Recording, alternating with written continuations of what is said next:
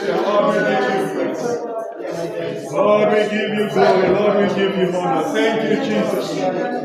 Thank you, Jesus, for loving us, for choosing us at a time like this. Baba, tunakushukuru.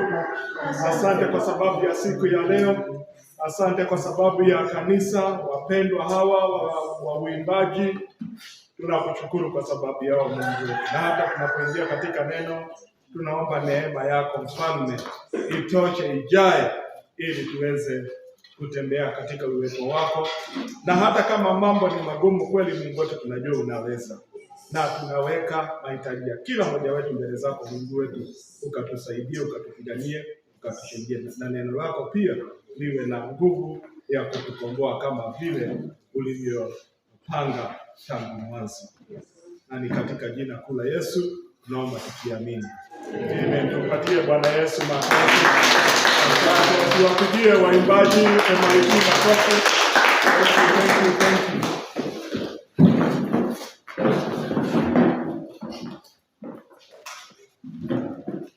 Kwa jina naitwa mchungaji Francis Ndege Githinji. Jumapili iliyopita sikukuwa hapa, ilikuwa nimeenda kwa church nyingine ambayo tuko na uhusiano, na nikawapea neno kule. Bwana asifiwe. Na niliweka pia kichwa cha ujumbe wa siku ya leo, na ni continuation bado ya breakthrough.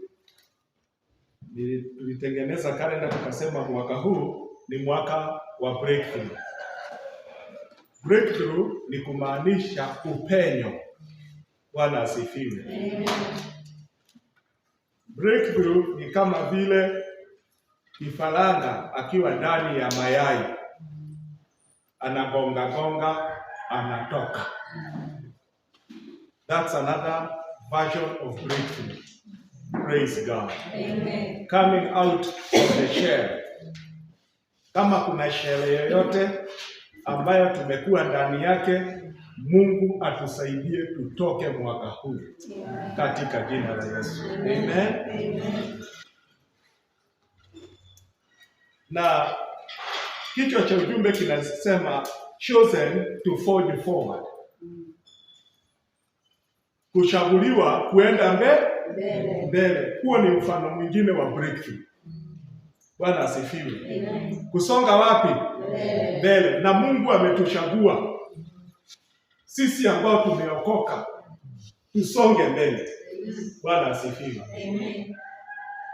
There is nothing good about stagnation. Hata maji yakiwa stagnant, mwishowe huwa sio mazuri. Hata kunywa ni ngumu. Kwa hivyo hata sisi mwaka huu tusiwe stagnant. Tusikwame. Amen. Amen. Tusonge wapi?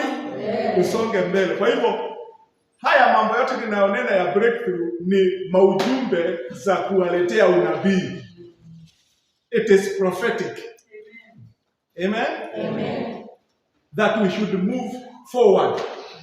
Come out of hibernation. Come out of stagnation.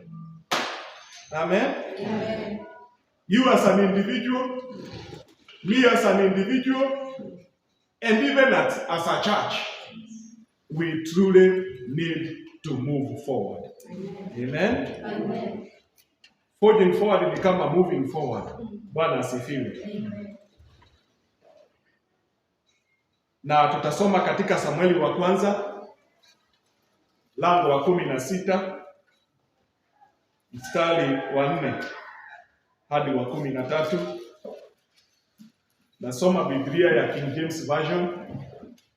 Inasema hivi: So it was when they came that he looked at Eliab and said, Surely the Lord's anointed is before him. But the Lord said to Samuel, Do not look at his appearance or at his physical stature, because I have refused him. For the Lord does not see as man sees. For man looks at the outward appearance, but the Lord looks at the heart. So Jesse came to Abinadab and made him pass before Samuel. And he said, neither has the Lord chosen this one. Then Jesse made Shammah pass by, and he said, neither has the Lord chosen this one. Thus Jesse made 7 of his sons pass before Samuel, and Samuel said to Jesse, the Lord has not chosen this. And Samuel said to Jesse, all the young men here? Are all the young men here? Then he said, there remains yet the youngest, and there he is keeping the sheep.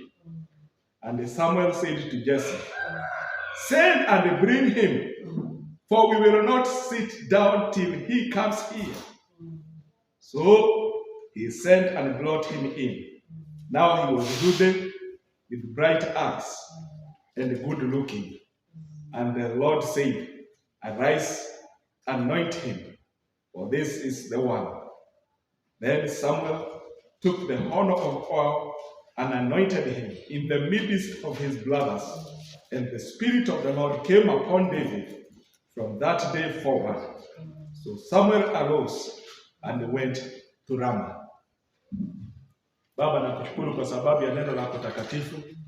Naomba Mungu wangu uwe nami ninapolihubiri, ili niwe na upako na nguvu ya kuweza kubariki na kubadilisha sisi watu wako ambao tuko hapa kanisani na wengine wote ambao wanalisikia mitandaoni. Yesu, asante kwa neno lako takatifu, alibarikisha in the name of Jesus. Amen. Bwana asifiwe. Amen.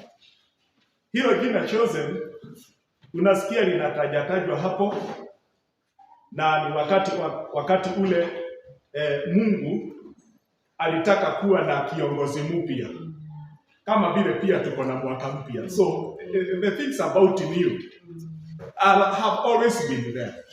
Praise God. Amen. Probably you are not new, I am not new, but the year is new.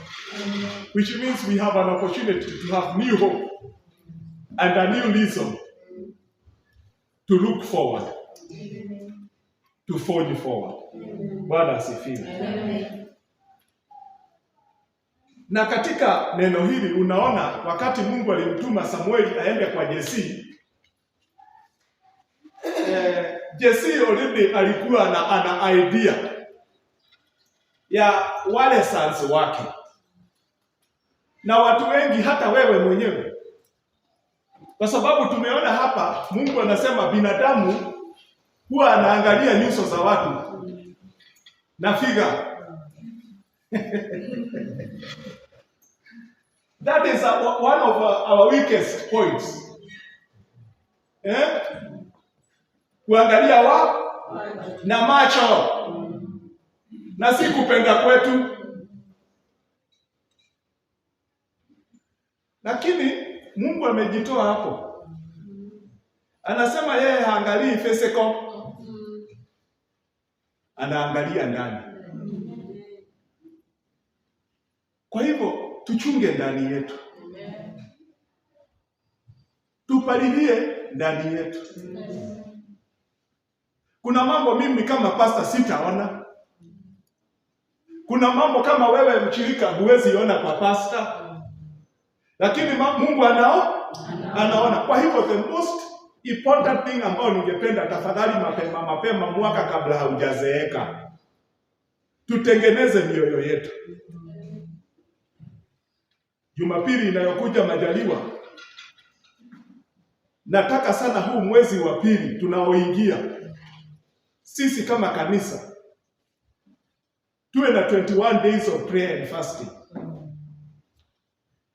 Na sikuambia tu fast 21 days, hapana, itakuwa marathon.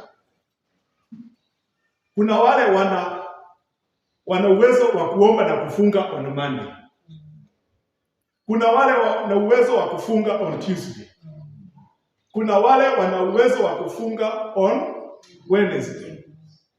Kuna wale wako na uwezo wa kufunga on Thursday na Friday. Saturday itakuwa ni siku ya ziada. Just in case mtu hakufunga between the 5 days. Sasa utakuta wewe ukifunga siku 3 within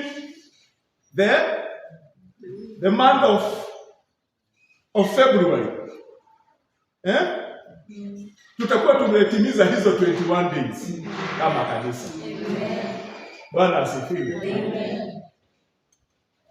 At least kila mtu awe amefunga siku 3 ama 4 before the month is gone.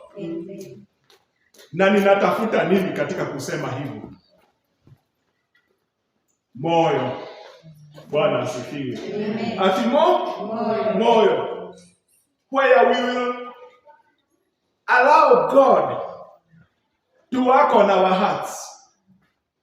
Kwa sababu hii kuwa chosen pia ilikuwa na instructions.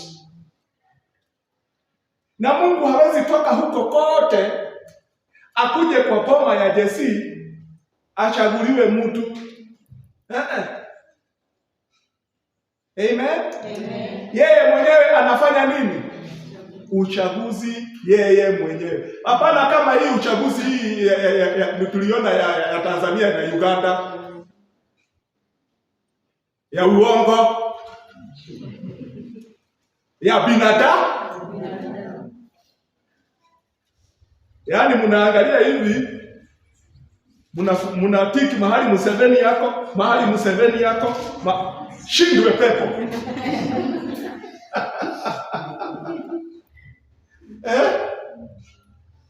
Hii ni ubinadamu. Na Mungu amekataa hiyo ubinadamu.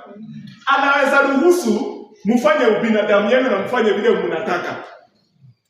But when it is his chance to choose, he chooses us. Nataka uone ukiwa umechaguliwa na Mungu. Kusonga mbele, kubreak through. Mwaka huu tena mapema.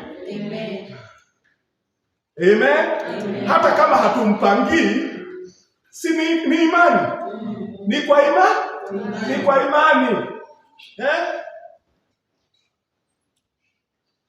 Kwa sababu unaweza sema wewe pastor, unasema watu waombe, badala wafanye kazi. Sasa wanafanya kazi gani na hata hawana kazi? Si afadhali tuombe wapate basi kazi kwanza?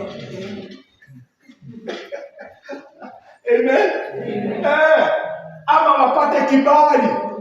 Tunaona wakati Yesu alikuwa anakuwa, alipata kibali mbele za Mungu na mbele za watu. Sasa ndio tunaanza basi kwa Mungu. Bwana asifiwe. Kwa sababu ukipata kibali mbele za Mungu, watu wenyewe wanafungua mlango. Umekuja, karibu. Utakunywa soda, maji ama juice. Hakuna kitu hakuna. Ama namna gani? Kwanza nipatieni chips na sausage kwanza, niko na njaa. Kama wamesema hakuna kitu hakuna, si kama ni njaa uko nao tuanze kukula. Bwana asifiwe. Yaani Mungu atupatie tu kibali. Nimesema hivi mapema kwa sababu haya mambo nitawaongea vizuri tena next Sunday. Lakini vile nimeyaongea sasa, wewe hata ukiona uanze hii wiki inayokuja unaanza, kwa sababu tumejua shida iko wapi? Iko kwa moyo. Na kwa hivyo kama tutafix mioyo yetu, tuungamanishe na huyo Roho Mtakatifu ambaye tumefunzwa leo, ambaye ni mwalimu, ambaye ni comforter, na pia yeye anasafisha. Wakati tunataja damu ya Yesu ituoshe, ni Roho wa Mungu huwa anakuja kuosha. Bwana asifiwe. Yes, it's an act of the Spirit. It is something happening in the spiritual realm. Ama hata hii kuosha, umewahiona Mungu akija kutuosha kama vile bibi yako anaosha nguo hivi? Umewahiona wewe?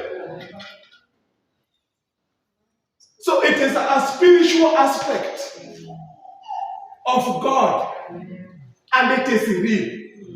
Oh, glory be to God. Hata wakati tunaokoka, it is a spiritual aspect. ya hiyo damu ya Yesu kutuosha. Vile Mungu anafanya hiyo kuosha, yeye ndiye anajua. Sijawahi kumuona anaosha roho yangu kama vile naona bibi akiosha nini? Nguo ama masufuria jikoni. It is a spiritual aspect. It is an act of faith. It is the Holy Spirit at work. Oh, glory be to God. Amen. Kwanza nikachangaa, kwa nini Daudi?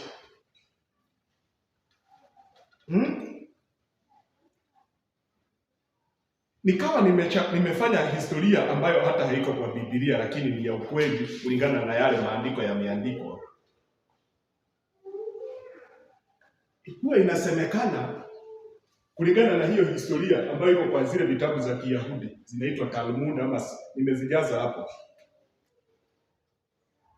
Katika hiyo story huwa inasemekana Jesse,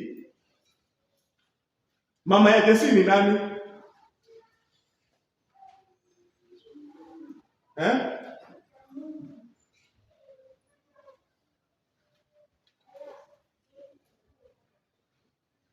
Kuna msichana mnakumbuka alitoka Moabu wakiwa na Naomi. Alikuwa anaitwaje? Huyo ndiye mama ya Jesse. Okay? Wakati ametoka huko na mama yake Naomi, mother-in-law, true or false? Si wakati Naomi alienda kule na bwana yake na vijana wangapi? Na wakaoa huko. Kukatokea bwana yake akakufia huko na vijana wakakufa. Jesus. Shida zinakuaga kwa dunia, sio wewe peke yako. Acha kuchinda ukilia. Kwani ni wewe peke yako? Yaani mtu ameenda, bwana amekufa. Wale vijana wangemsaidia. Kwa hivyo acha kutegemea watu, my friend. Kinaweza umana, tegemea Mungu.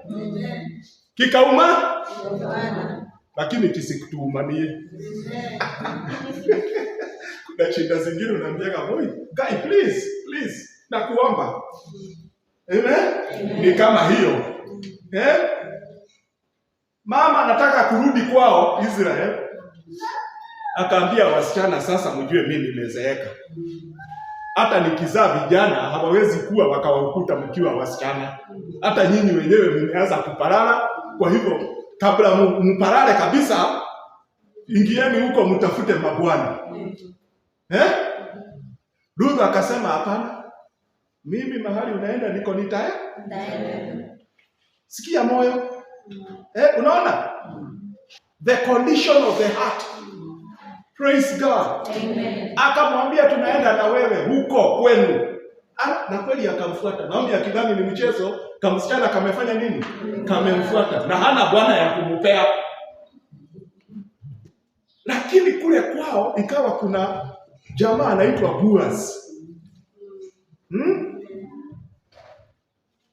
Kafanya hivi, akaona aka kasichana macho ni mzuri, sura iko nywele kanatembea vizuri, kako na adabu, na hakuna mwingine, hata ile mwingine alikuwa hamtaki. Kasema sawa, huyo ndiye baba ya Jesse, Boaz, na mama yake ni huyo Ruth.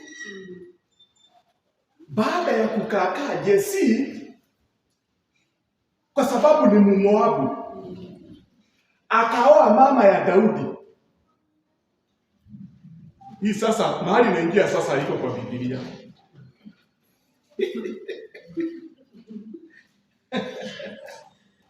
Lakini iko kwa Jewish oral tradition recorded in the Talmud and the Midrash. Ni kama vile unasikiaga Wakikuyu walikuwa na mtu alikuwa anaitwa Wamugumo. Lakini alikuwaga, it is true. Ukitaka kujua Mugumo yuko, enda ukaone picha yake pale archives. Iko. Hata Wagoa Makeri alikuwa. Picha yake iko pale, nimeiona. Pale archives. Unajua ambassador? Kuna siku na kinyumba kinakuaga hapo. Enda ingia siku moja. Mimi nilienda nikaingia. Hata hawakunilipisha. Na ni nini inakuaga hapa? Enda. Unaona hata KICC jifanye mjinga. Wewe ni Mkenya. Enda huko, ingia. Kuna mapolisi hapo. Wewe mama unaenda wapi? Nimekuja kuona hii mjengo. Niaje naweza panda huko juu. Mimi nilipanda mpaka juu. Kule wanaletaka helikopta. Saa hiyo hata ndio KICC ndio peke yake nyumba mrefu. Wacha saa hii imepitwa na zingine. Unaenda hapo karibu uone giza. Peke yangu. Tokeni. Bwana asifiwe. Sasa vile unasikia kulikuwa na Wamugumo pia. Kwani mama ya Daudi si lazima alikuwa? Lakini nataka nikuambie mama yake sio wa kuchezewa pia. Na bado yeye ndiye alikuwa amezaa hawa wengine ambao unasikia hawatakikani. Alikuwa anaitwa Nitsebet but Adai.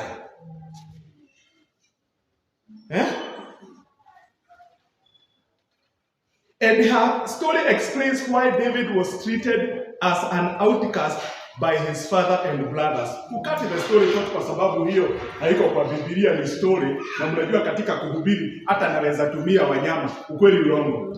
But this is historical. Ilisemekana Jesse kwa sababu ya hiyo lineage yake ya Umoabu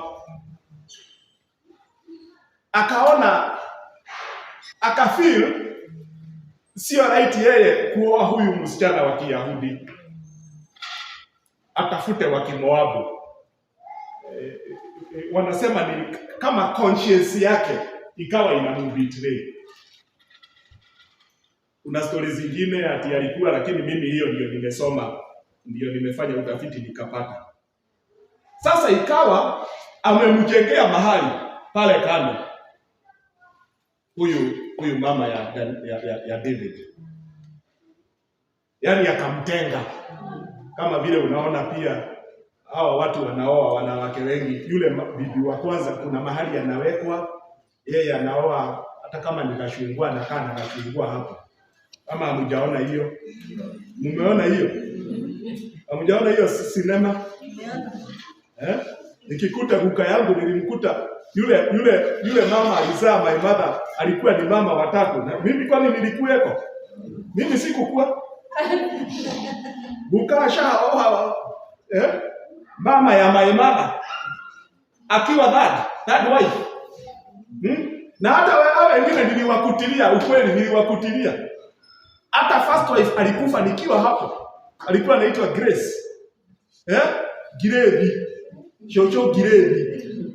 Na hata alipokufa tukamwekea makaa kama hatukumpeleka mochari. Kuna vile mama yako aliweka makaa, tukamwagilia maji alafu tukamwekelea.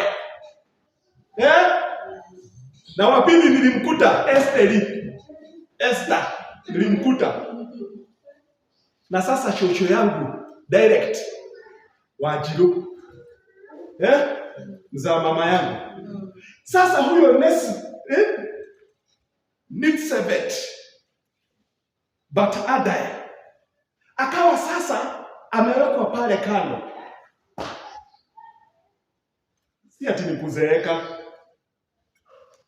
Sasa huyu baba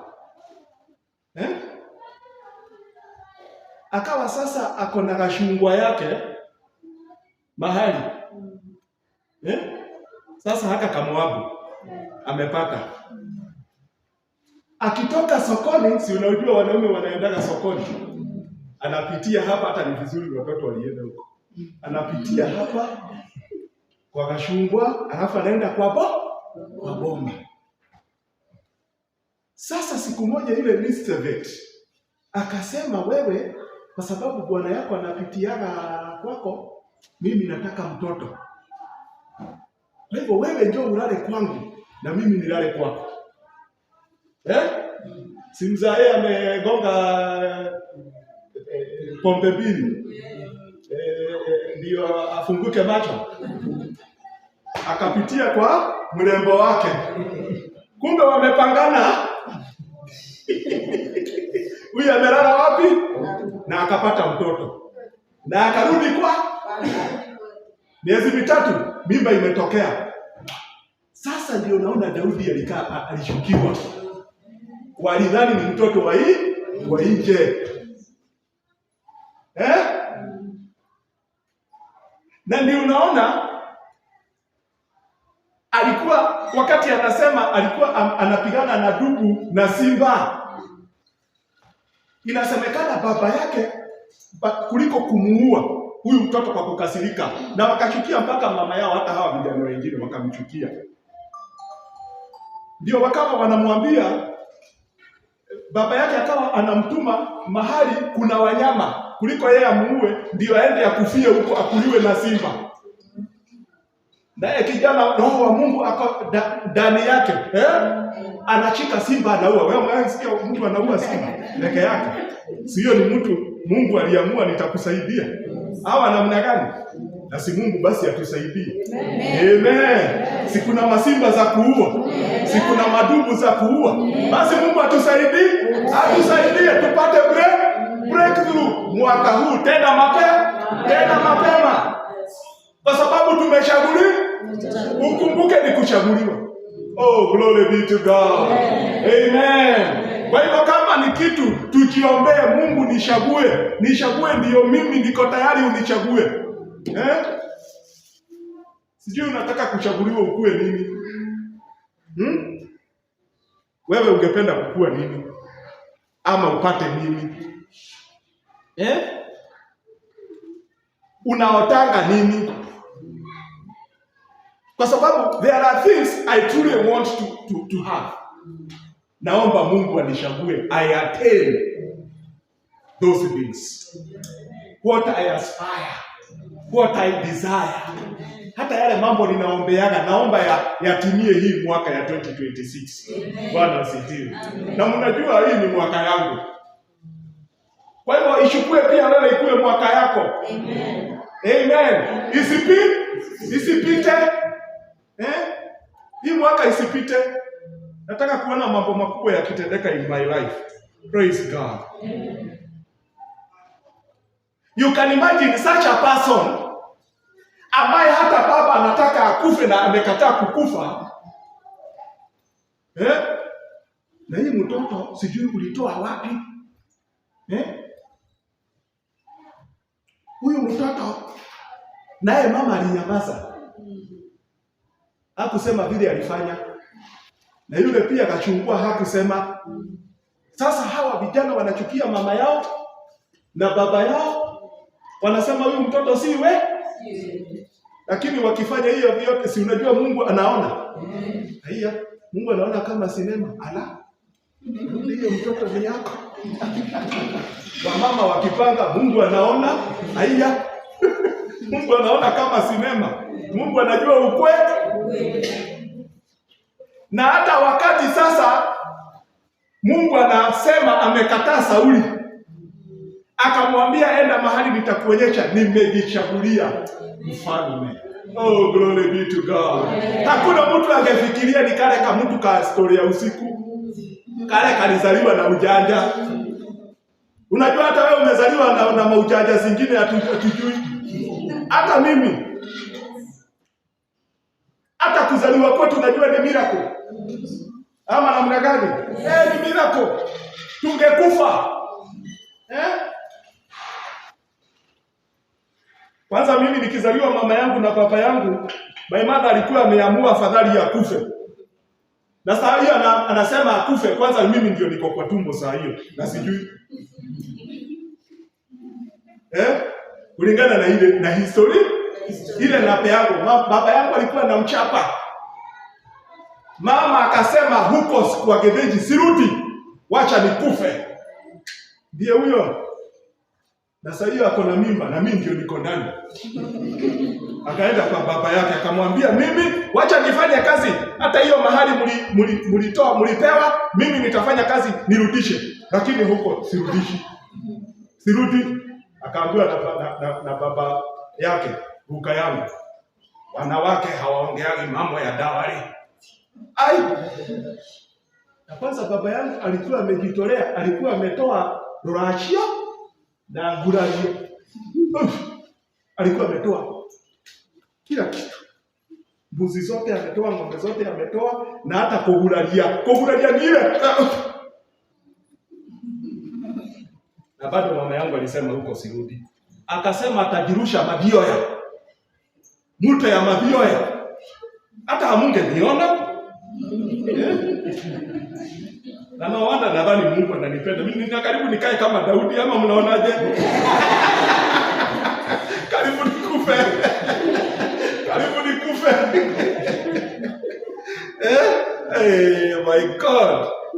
Na vile Mungu ananipeleka nipenyesha. Mwambie Mungu, hebu nipeleke, hebu nipitisha pitishe. Tafadhali, Mungu wetu yuko na anatupenda. Anaweza kukupitisha hivi tukuone hata umesimama hapo kando ya Ruto. Sasa tuwe tunakuambia wewe, mwambie akuje atoe ile pesa anapeanaga huko. Hii makanisa ingine hatutaki, sisi tunataka. Wanapewa 50 million, wanakataa watupatie sisi tujenge hii kanisa. Ama namna gani? Kwanza tunataka wakatae. Iletwe hapa. Ati sijui imetolewa, mimi sitaki kujua imetolewa wapi. Wewe unataka kujua? Hata ile baba yako amekulea nayo ulijua kama ni kuiba aliiba. Na si umekuwa. Ipita hivi iletwe, hata kama ikiletwa na gunia, unaanza mjengo kesho. Ama namna gani? Si mafundi wako. Sikuna mafundi. Mimi hata contractor iko nishamwambia afanye ile inaitwa ni BQ. Inaitwa BQ ama nini? Bill of quantity. Nimemwambia nifanyie bill of quantity, nikamwambia nitakulipa ya kanisa. Ndio tujue kila ni pesa ngapi. Labda niko na uwezo wa kujenga pila moja. Ama namna gani? Labda Shimena ako na uwezo wa kusimamisha ingine pamoja na bibi yake. Si ndio? Mchungaji Joyce labda mzee unajua ingiza mzee kwa box, pila ingine inasimama. Nauza ng'ombe 2, 3, pila ingine kabla ugundue kanisa imesimama. Si ukweli? Yes.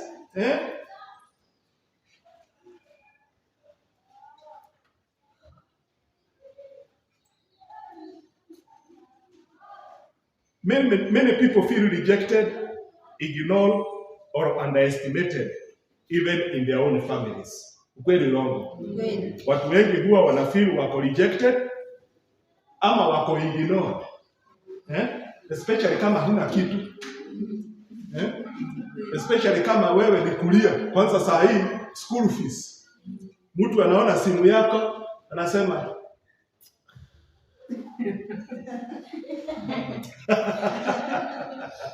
kumbe fees haijatosha. Na ni ukweli haijatosha. Na huna watu wengi wa kulilia. Kwa hiyo you may feel ignored ama underestimated kama Daudi. Amen. Hata hujulikani ulizaliwa na siku gani. Hata baba hajui vizuri kama wewe kweli mama yako ni kama akiangalia sura uingiani vizuri. Na ni wewe.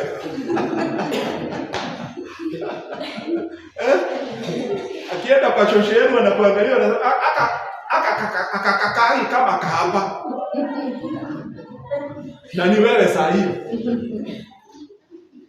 I have good news for you. Oh, glory be to God. You are the type that God chooses. You are the type that God chooses to make a difference. To show the rest of the people that there is a God in heaven. Oh, glory be to God. Amen. Why do we need to forge forward as the chosen of God? Niko na pointi ine. Number one, God's choice is not based on appearance. Amen. Mungu hakuchagui kwa sababu ya sura yako. Ayayayaya.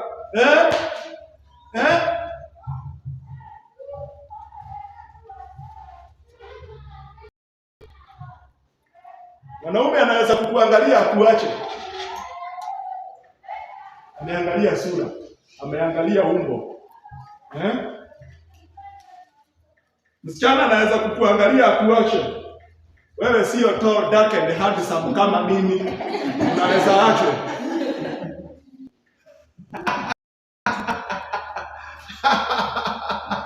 Bwana asifiwe. Lakini Mungu anakuchagua vile ulivyo, hata kama wewe ni mbilikimu. Oh, glory be to God. Amen. Hata kama wewe ni mbilikimu, Mungu anakuchagua, anakupatia pesa, anaacha hawa warefu, anapatia mbilikimu pesa. Akipita wanaume wanasimama hivi. Si Mungu akuchagua. Amen. Yes, kwa sababu hakuangalii sura, haangalii historia yako, haangalii kabila yako. Unajua siku hizi unaenda unaangalia na umetoka wapi, wanakuulizia. Wanataka wajue umetoka huko Bungoma, huko Butere. Ndio wakudisqualify. Mungu anakuchagua hata uko umetoka huko sijui Sikaraka. Uko nda anakuchagua wewe, anaacha wale wa Nairobi. Haleluya. Kwa sababu yeye ni Mungu. Yeye ni Mungu. Samueli mwenyewe alifikiria Eliabu katika verse 6 mpaka 7. Alifikiria Eliabu ndiye amechaguliwa kwa sababu ya urefu wake na sura yake.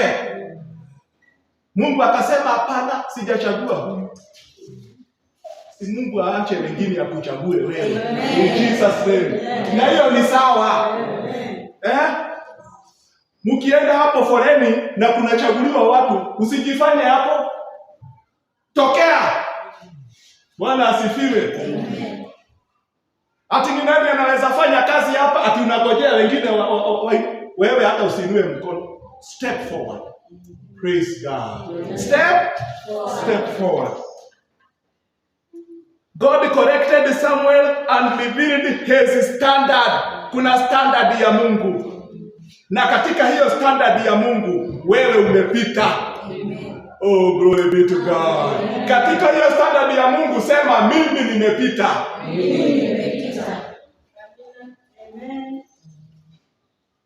Unajua hata kwa standard, hata kuna standard za hata za mama yako. Haamini kabisa. Haamini, unaweza akaolewa.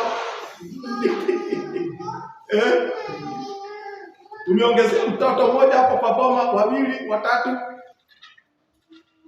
Wewe unajua mimi mama yangu alikuwa na 5 na alipendeka.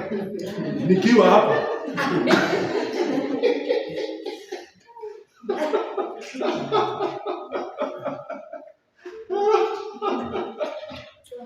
Nimechika skati ya mama yangu, ametupeleka huko Meru. Kwa huyu mzee alikuwa na hoteli, kuchungulia hivi mandazi, naona mandazi. Mimi hata sijui mnaongea nini. I don't care. Nataka niingie ni kwanza nikule mandazi. Na ndivyo kulienda. Ndivyo kulifanya nini? Kulienda. Mimi nimepewa kiti, nimekaa na mandazi, na saa hiyo mandazi hizo zilitochanaga na hii tu.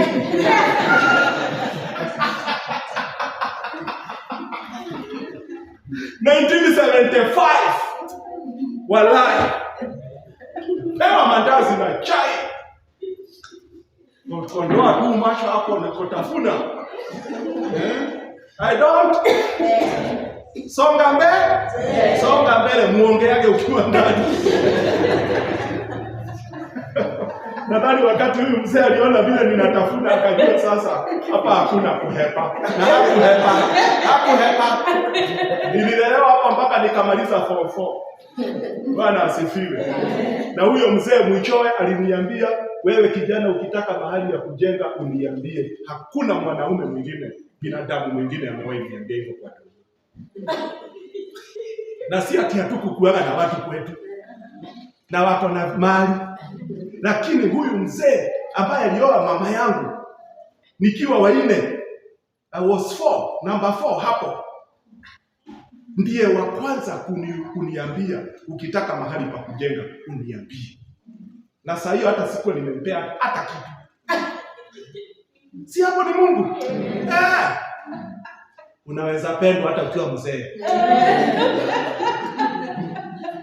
Bora ni Mungu ako ndani. Sisemi kama uko na wako kaa kwako, sisemi hapo. Kaa na huyo wako. Asiwewe sijui ulinidanganya aje nikakufuata. Kaa hapo.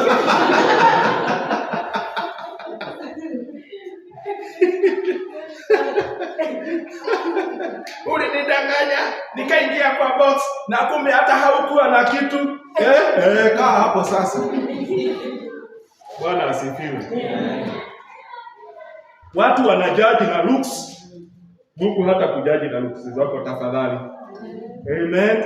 Watu wanajaji na background, wanajaji mpaka na masomo, na kuambia utatoboa na hiyo D yako. Na hiyo E yako. Utatoboa. It is not over for you. Oh, glory be to God. Hiyo E, make it E for excellent. Usikubali kukufa na hii. Hiyo E ni excellent. Amen. Wale wamepata sawa sawa. Wewe si hii umepata. Bado Mungu anakuchagua na anakupenda na hiyo E yako. Ifanye iwe E for excellent when God is involved. Amen. Wakisema kuna kazi ya kujenga, wewe tokea. Kuna masomo ya kwenda kujenga, enda. Ukipata pesa na ulikuwa na hii, hakuna mtu atakumbuka ulikuwa na hii. Hata msichana akikupenda na uko na pesa, hawatajali ulikuwa na hii. Unaweza kama ulimepata na ukue mjinga, ukatae kufanya kazi, ukue shwara, watasema na huyu mtoto alikuwa na akakuwa mjinga mpumbavu, hata hakuelewagu kama ni kuroko waliroko.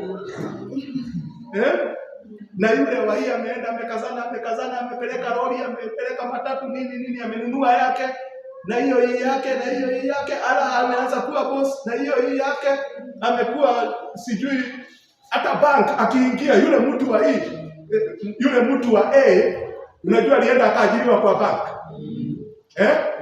Anakojea makaratasi ya wale watu wako na pesa. Yule ako na India ametengeneza pesa. Amwambia karibu boss. Kwa sababu ya nani? Ya Mungu. Choice ya Mungu haibagui. Praise God. Kwa hivyo tukae kwa nani? Kwa Mungu. Lakini wale wako shule wafanye nini?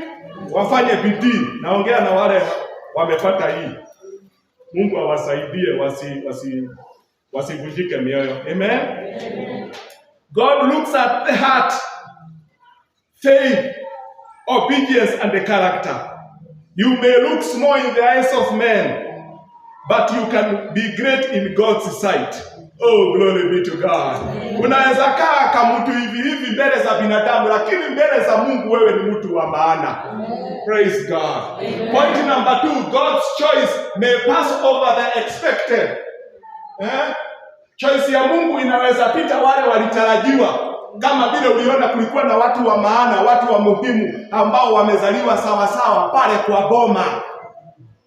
Kina Eliab, kina Abinadab, kina Shama. Yaani vijana wakitajwa mpaka watu wanasikia ningependa kijana yangu aolewe na Abinadab. na Eliab ama na chama. Enda kwa hiyo boma, kuna vijana watatu, enda fuafua nguo hapo. Wachana na yule alizaliwa kule, hata hatujui baba yake ni nani. Kumbe huyo hamjui baba yake ni nani, ndiye Mungu amechagua. Oh, glory be to God. Amen. Kumbe wewe ambaye hujulikani vizuri, hujasoma vizuri, fees iliisha katikati, ama ukafika form 3 ukapata ball. Sasa unapata ball wakati unaenda form 4. Na sasa hiyo story hiyo ni wewe. It's very discouraging for you. But God's choice ni tofauti. Bwana asifiwe. Amen. 7 sons passed before Samuel, yet God chose none of them. Vijana 7 waliostahili, waliofaa, waliohitimu. Sura yao ni mzuri, figa yao ni mzuri, masomo yao ni mzuri, kuzaliwa kwao ni kuzuri, birth certificate yao iko. Sio kama wewe lazima birth certificate itafutwe mpaka kuhongana. Lakini wewe umepitia vichorochoroni, wewe ndiye Mungu amechagua. Can you imagine? Oh, glory be to God. Amen. The better brothers were disregarded by God though accepted by men. Amen. The better brothers, Mungu alisema sitawachagua. Kwa hivyo nataka ujiweke hapo ya kwamba you are worthy. Oh, glory be to God. You are worthy to forge forward. Why? Because of God. Bwana asifiwe. Kwa sababu ya nani? Kwa sababu ya Mungu. Kwa hivyo ondoa watu yenu hapo. Ondoa baba yako hapo, ondoa mama yako hapo. Ondoa brother yako, uncle yako, sister yako, weka Mungu hapo. Jiweke hapo. Oh, glory be to God. Mwambie Mungu, nitasucceed kwa sababu yako. Nitatoboa kwa sababu yako. Ninategemea kutoboa kwa sababu yako. Mungu wangu ninategemea. Mungu anaweza fanya kitu bwana yako afanyage hivi. Huyu ni yule bibi yangu kweli alikaaga mjinga. Kwa sababu ya Mungu. Hizo ndizo testimony zile nataka kusikia kwa hii kanisa. Amen. Oh, glory. Ya kwamba bibi Mungu alinifanyia hivi. Watu walikuwa wanapita wakaniuliza sijui nini. Ghafla binifu wakaja wakasema ati nitakuwa nafanya kazi hapa, nafanya hapa na napata pesa. Yaani kistori ambayo hata sisi tunachangaa ukweli what happened. Amen. A miraculous life. Because God can do something out of the ordinary. Something extraordinary. Oh, glory be to God. Being firstborn experience all of this, but does not guarantee God's choice. Kuwa firstborn, uwe wewe uko experience, uwe wewe umesoma, uwe wewe ndio umetoka kwa watu wako na pesa, haigarantii success ya Mungu. It does not guarantee. Praise God. Amen. God is not under pressure to follow family order or human tradition. Oh, hallelujah. God is not under pressure. Can you imagine? Atusingizie Mungu ati huyu tunaona ni mzuri. Mungu alipopita akasema leta yule mwingine basi. Jamaa anakuja ameng'ara. Samueli anamwambia Jesse, Mungu hajachagua hata huyu. Okay, leta mwingine. Wanaume 7 wote hakuna amechaguliwa. Mpaka Samueli akajikuna kwa kichwa. Una uhakika mzee makehe yote umelete? Kuna kingine hata ukiambia kioge. Karibu kikae kama kile cha Chimena kile kidogo hicho. Yaani kinarukaruka everywhere. Hakiko hapa kanisani, hakiko Sunday school.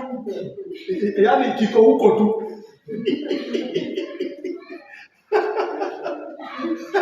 Na hicho ndicho Mungu amefanya nini? Amechagua. Mungu hajafungwa ati achague kale kanavaa ati kako sawa sawa ati kamepita vizuri ati sijui nini kameenda Sunday sijui kamefanya nini kamebatizwa. My friend, sisi tumetoka kwa night club. Mimi nawaambia hata mtu akivuta hapa na akipita hapa na bangi akivuta, nitakwambia kama imeiva. Mimi nitakwambia kama hiyo bangi kama ameinoa mapema, nitakwambia.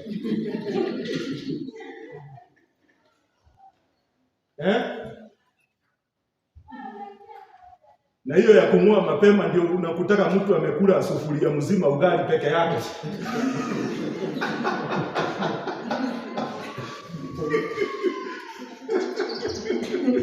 Nakuta mtu amekalia kama mzee mmoja nilikuta.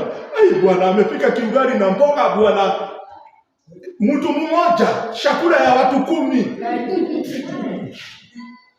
Na yeye akishika jembe, thechi, shamba, analipa anamaliza.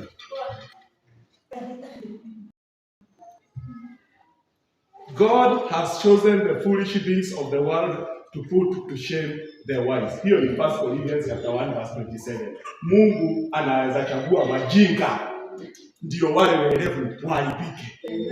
Bwana asifiwe. Amen.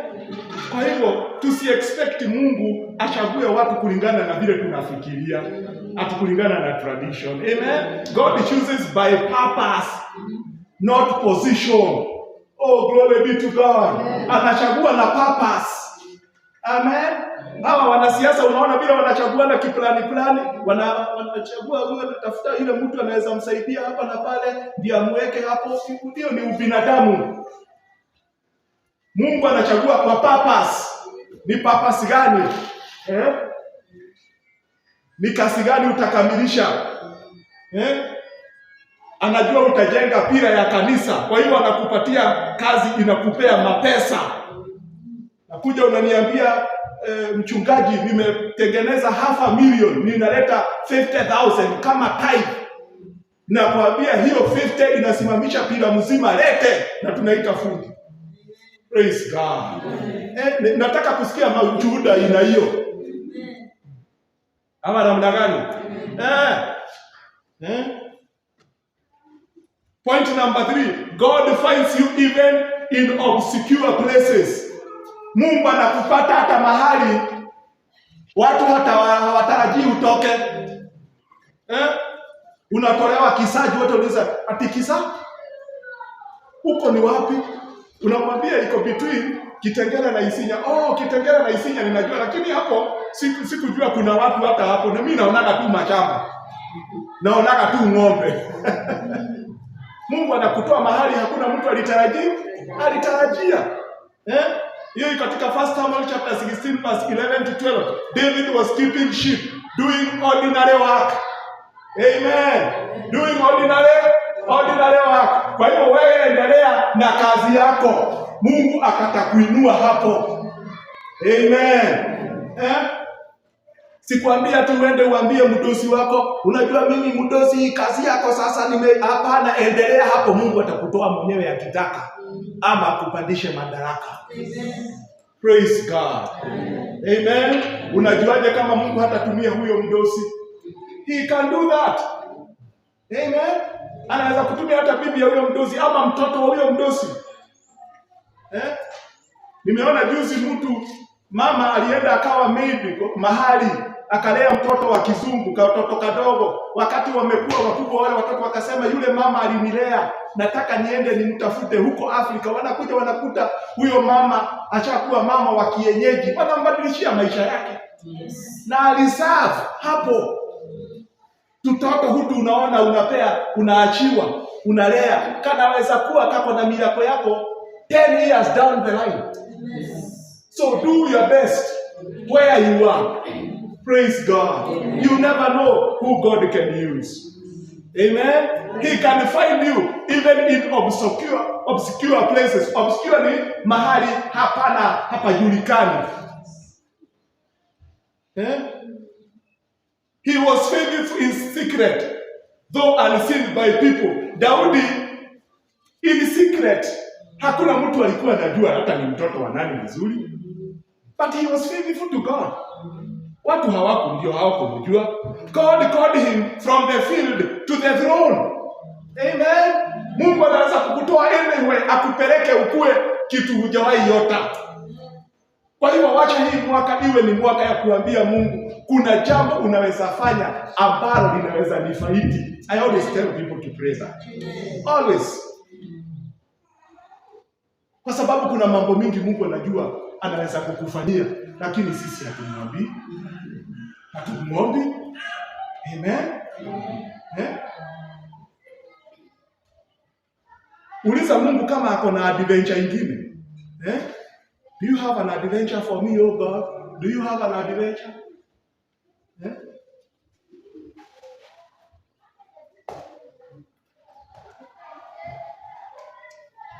Where you are now does not limit where God is taking you.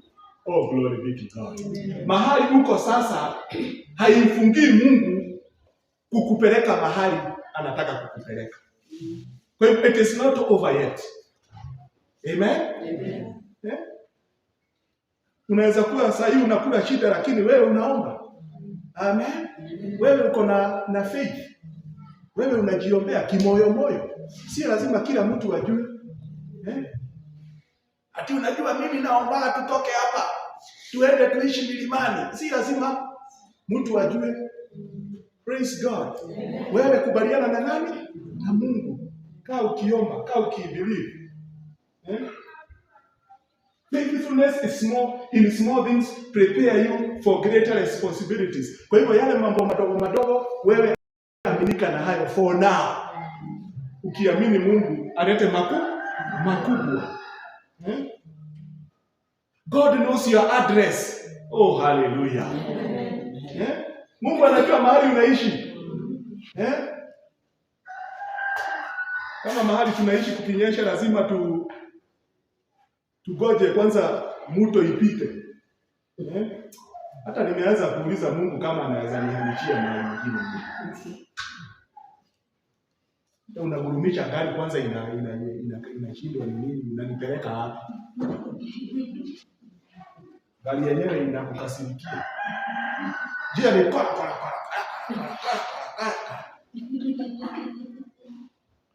Sasa naambia Mungu si unipatie gari nyingine. Nayo gari si unipeleke mahali nyingine.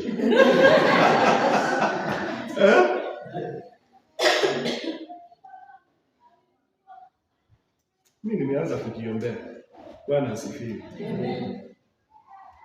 God took David from following the goats to shepherd Israel.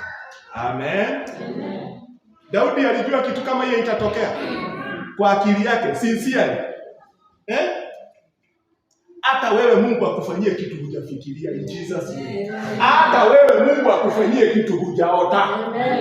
God can do it. Yes. Akiambia wale vijana wengine 7 muoge nyinyi, muoge na pia kuja. Hakuambia David. Hata David hakujua kuna kujua. Imagine unatoka unakuta anti yako amefika na mkate, watu wengine ni mkate wanararua. Na wewe unasikia wale hukujua anti yako anakuja. Unasikiaje wewe? How can you feel? Ama baba yako.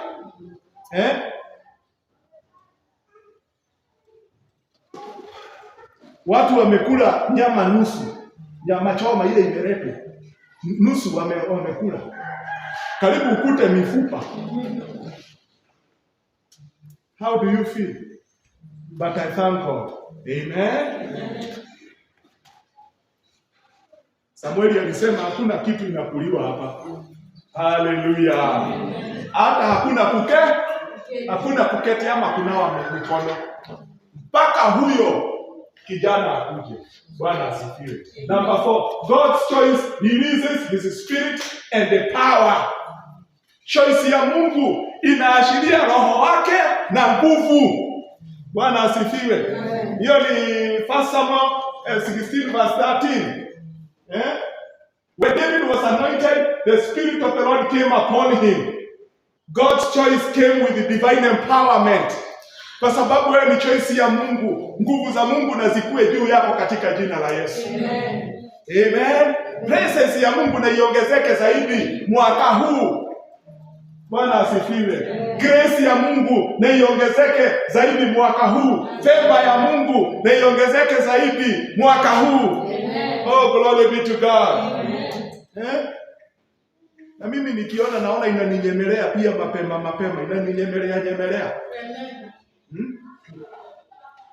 Kwa sababu unakuta kuna pesa tunataka kukuja kwa mtu lakini kwanza tunapitia kwangu. Natoa kidogo. Hata ndio hii keyboard ilipatikana hiyo kwa hiyo story. Tunanyemelea. Kwanza nichote ndio ni. Si Mungu hapo ni Mungu wewe? Hapo ni Mungu Bwana. When David was, God's choice came with divine empowerment. Though he did not become king immediately, his destiny was sealed. Kwa hiyo destiny yetu wacha ikue sealed na Mungu. Bwana asifiwe. Destiny ni ile njia ya kiungu ambayo amekubarikia.